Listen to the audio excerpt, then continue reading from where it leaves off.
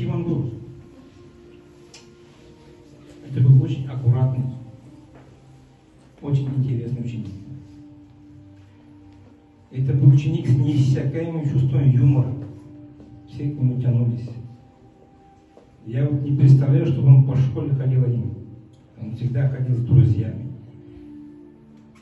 У него очень сильное было чувство дружбы. И я знаю, что он никого не мог никогда предать. Очень сильное чувство дружбы. Он мечтал, прямо со школы мечтал стать военным. Я хочу сказать огромное спасибо родителям, которые воспитали такого сына, которым гордится наш народ, который будет у нас всегда в памяти. Что бы я ни сказал, ничто не восполнит потерю, так ведь?